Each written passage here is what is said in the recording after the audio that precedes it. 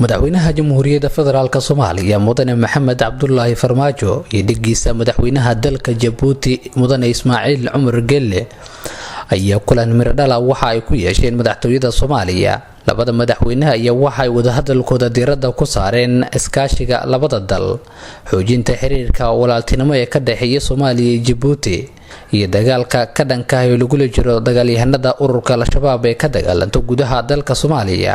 madaxweynaha jamhuuriyadda federaalka Soomaaliya mudane Maxamed Cabdullaahi Farmaajo ayaa u muujiyay madaxweyne Ismaaciil Cumar Gelle sida uu faraxsan yahay booqashada rasmiga ah uu madaxweynaha Jabuuti ku yimid magaalada Muqdisho ee caasimadda dalka Soomaaliya, isagoona uga mahadceliyay sida ay dowladda Jabuuti uu hoggaan ku hayo madaxweyne Gelle ay u garab taagan tahay dowladda federaalka Soomaaliya. madaxweynaha dowladda federaalka Soomaaliya Maxamed Cabdullaahi Farmaajo ayaa ku amaanay shacabka iyo dowladda Jabuuti garab istaaga ay u muujiyeen dowladda federaalka Soomaaliya marxaladihii kala duwan ay ku jirtay. waa maalin taariikhi ah oo xaqiiqatan ka turjumaysa xiriirka labada dal iyo labada dad oo waalaha ah. xiriirkaas taariikhiga ah aan leenahay iyo xiriirka gaarka aan leenahay waxa weeye xiriir bulsho, xiriir dad iyo dad ah, maxaan ku raahdaa xiriir amni, inaan xoojinno iskaashiga hadday noqoto dhanka dhaqaalaha iyo wax wada qabsiga. xaqiiqatanna waxaan iloobi karna ma aha inta Jabuuti iyo hoggaankaaga uu u taray dalkan. insha allah waxaan rajaynayaa in iskaashigaas aan sheegay oo dhinac walba taabanaya waa hadalkeenna maanta iyo berri inay noqdaan wax miro dhala oo wax weyn ay ka soo baxaan.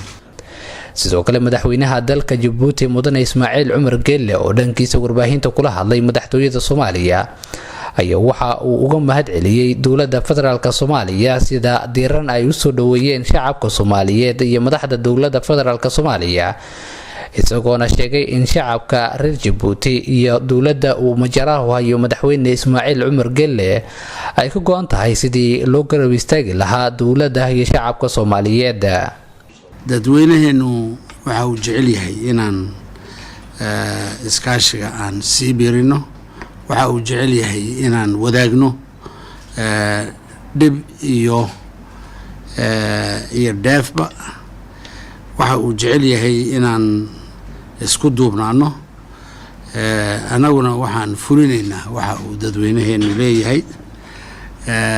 waxa aan jecelnahay in aan aragno yani Soomaaliya oo qayrkeed intaa ay daahday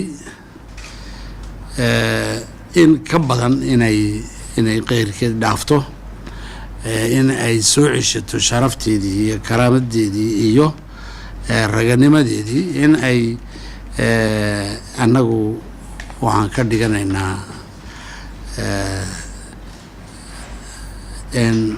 wehel baan ka dhiganaynaa Soomaaliya.